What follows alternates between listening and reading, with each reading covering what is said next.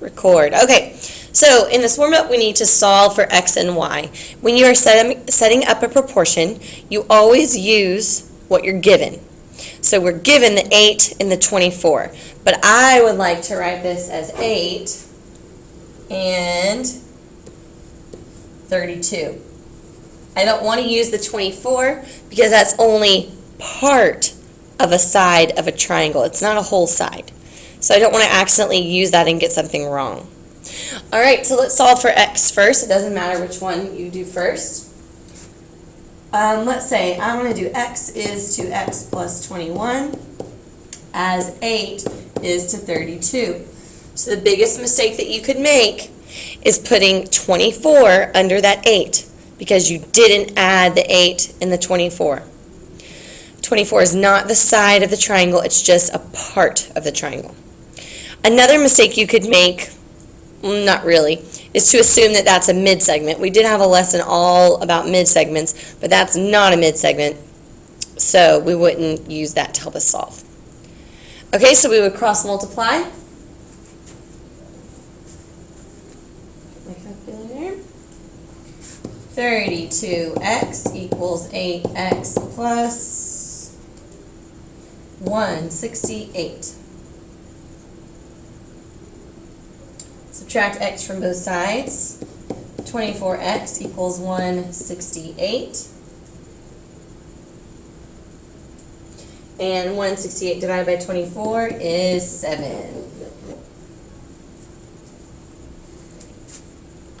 Everyone okay with that one?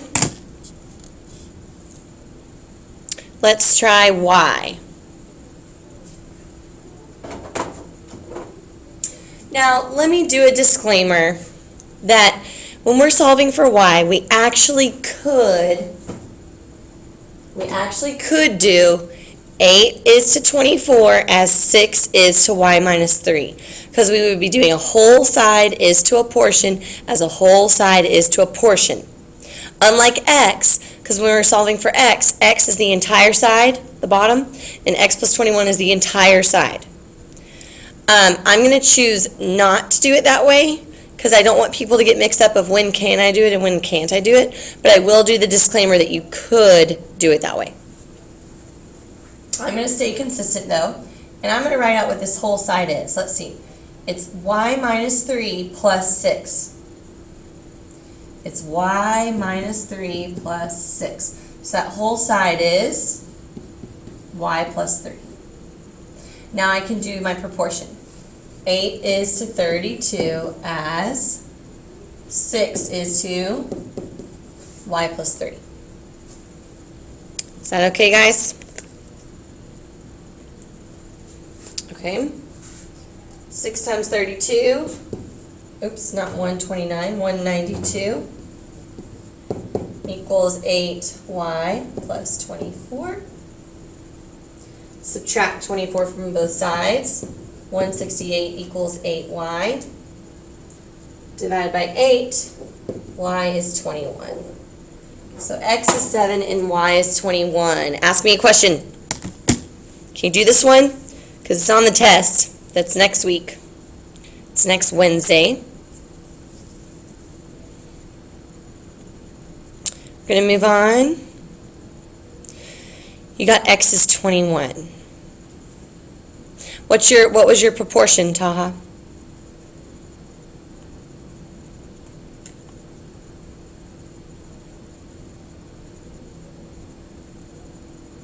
If x is 21, then it would be a mid-segment. And x is definitely not a mid-segment because 8 and 24 are not congruent, or not equal. If x was 21, then this would be 21 and this would be 42. That would be half of that, and that's definitely not true. You always have to check for the reasonableness of your answers. Okay. Oh, well, that's what I said earlier. You can't assume it's a mid-segment because it's not a mid-segment. This is not a midpoint. 8 is not the same as 24. All right. Let's check that homework.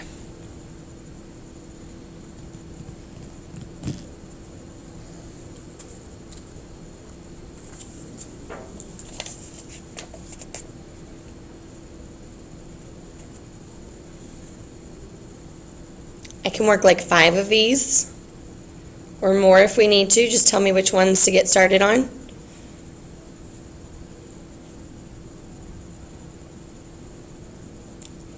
Who's got some questions for me? Come on.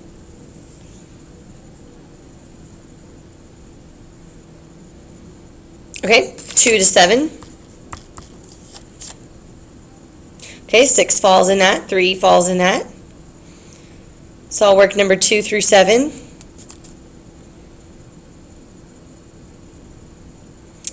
Anything outside of the realm of 2 through 7?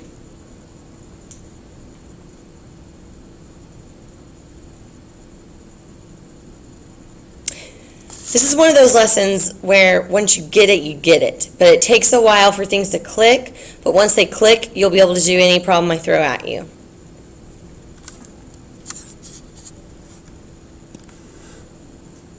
Okay, you said that, Quan. I get it. I get the message.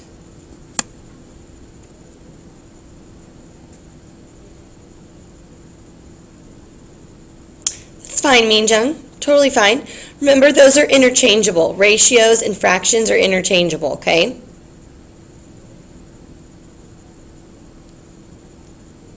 I got it, Austin. I read that. Okay.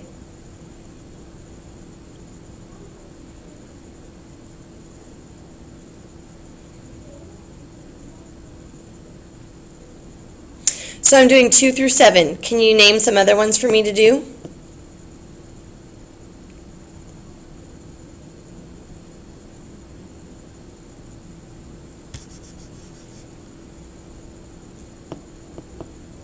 Speak now or forever hold your peace.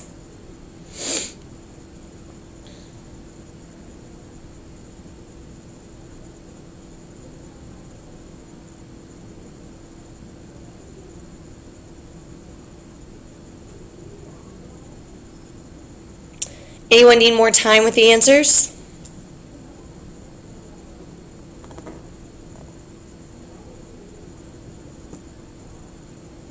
Okay. I'm going to get started. I'm going to do 2 through 7. And then if you come upon more questions as we're going, then go ahead and ask me about them. Okay. All right. Oh, I opened the wrong one again. Is that the only thing I have open? Okay. So we need this one. Okay. All right. So let's start with number 2. See if I can zoom in a little bit. That 100% to zoom. That'll be too big, 200. Why isn't that working? Oh my goodness gracious. Let's do 150. Okay. If 2 similar cylinders have radii in a ratio of 9 to 16, then the ratio of their heights is blank to blank. So the cool thing about this homework is that we're going to be answering things about areas and about radii and about diameter and lengths and widths and surface area and volume, but we don't need to know how to compute any of those. You don't need to know how to find the radius, how to find the height, how to find the volume. All you care about on this homework is, are we in 1D, 2D, or 3D? And that's all you care about. 1D, 2D, or 3D. So the radii are in a ratio of 9 to 16. A radius is how many dimensions? Good, 1D. If you don't see the word area and you don't see the word volume, it's 1D. Okay? So the ratio of their heights is, well, a height is 1D and a radii is 1D. So guess what? They have the same exact ratio. So all you're doing in your calculator is 9 divided by 16, math, enter, enter. Or you're simplifying it yourself, but you know that that can't be simplified. That's already reduced. So the answer is 9 to 16. The ratio of their surface areas is, we did this in class. Since I see the word area, I now know that we're 2D, so I need to square them. 81 and 256. And then volumes, I know that that's 3D, so I need to cube them. 9 to the third and 16 to the third. Remember, all you care about, 1D, 2D, or 3D. Number 3, find the ratio of the diameters of the cylinder. And you're like, all I have is the height. I don't know what the diameters are. And that's true. We do not know what the diameters are, and we cannot find the diameters. But we can find the ratio of the diameters, because the ratio of the heights is going to be the same as the ratio of the diameters, because anything that's 1D has a common ratio if the figures are similar, and we're assuming that they're all similar. Okay? So, the good thing about a ratio is is not a scale factor. So a ratio you can write either way, 5 to 8 or 8 to 5. They're both acceptable. So I don't care which one you do. 8 to 5. 8 to 5. 1D. Find the ratio of the surface area of the cylinders. Square it. 64 to 25. 2D. Find the ratio of the volumes of the cylinders. 8 to the third, 512, and 5 to the third, 125. Hopefully you're feeling good so far. Okay, now we're going to start to use those ratios. We did all that hard work. Now we're going to use those ratios to find missing values, and here's where it really gets into it, okay? If the area of the base of the small cylinder, so I see the word area, so that's 2D. The small cylinder is 50. Find the area of the base of the large cylinder. So I'm going to go up to the top of my page to work on this so that I have room. So 50 is to X as that column is 2D. So out of all the ratios I found, I would pick the one that's 2D. So would I pick 8 to 5? Would I pick 64 to 25, or would I pick 512 to 125? Not too hard. 64 to 25. Now be careful. The smaller one is 50, so I chose to put the smaller one on top, so I need to flip my ratio and make sure the small one's on top.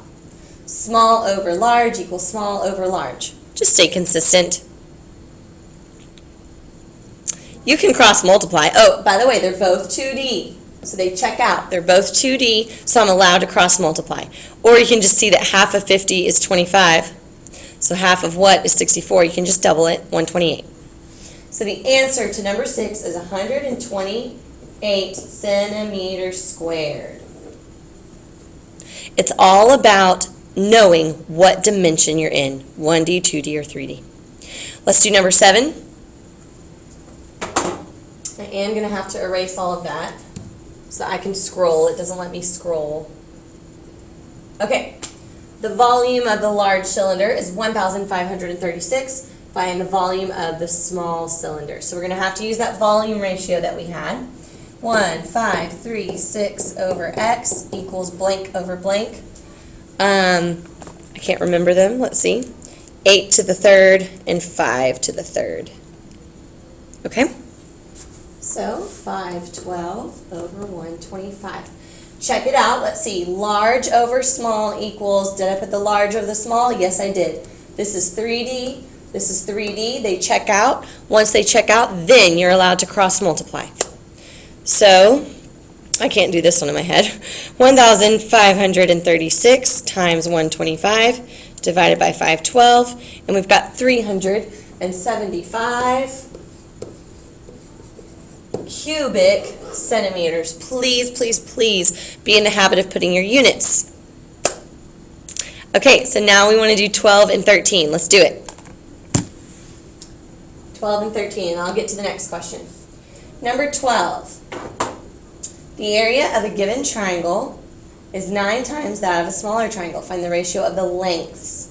Okay, so you need to stop. You need to look at the sentence, and you need to document where it's 1D, where it's 2D, and where it's 3D.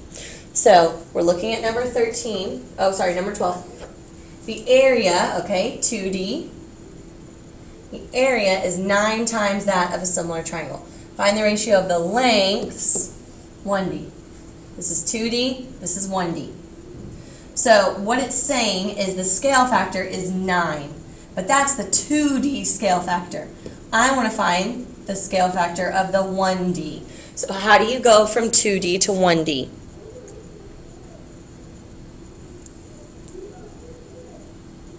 Oh, Helaman. No, you don't divide. No.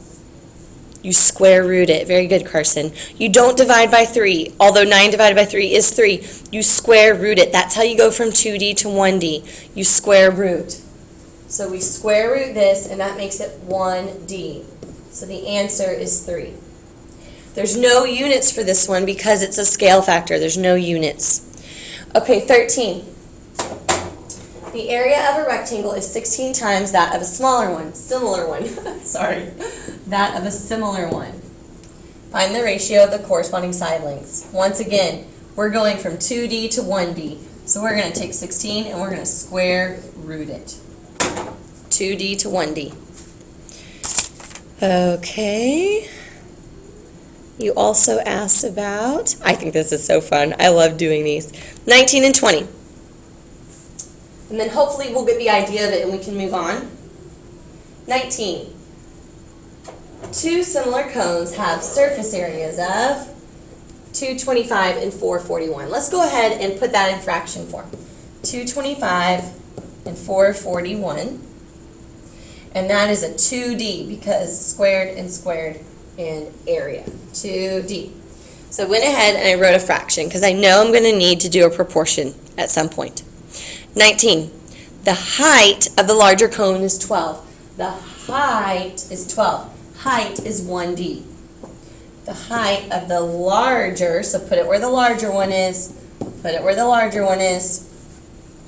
Right now, I've got a 2D column and I've got a 1D column. They are not getting along. They're fighting. So we need to get everyone on the same page. Now the thing is, I want my answer to be 1D. My answer's in the 1D column. So if everyone's going to play nice, everybody needs to be 1D. So I end up with an answer as 1D. So how do I make this column 1D? You square root it. Once again, that's our answer again. So we're going to square root this, and we're going to square root this. So we go to our calculator, and we square root, and it's 15. And then we square root, and it is 21. So my new proportion is 15 is to 21 as x is to 12. This is 1D, this is 1D. Everybody's getting along. So now we can cross multiply. 15 times 12 divided by 21. Is that the answer? It's ugly. Was that the right answer? Math, enter, enter. 67ths.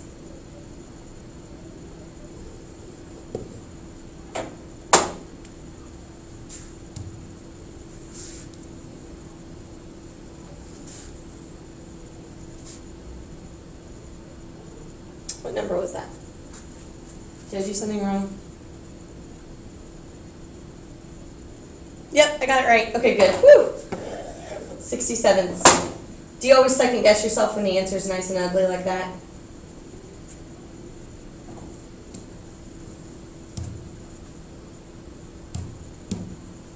Okay, and then the last one I'm going to do is number 20, okay?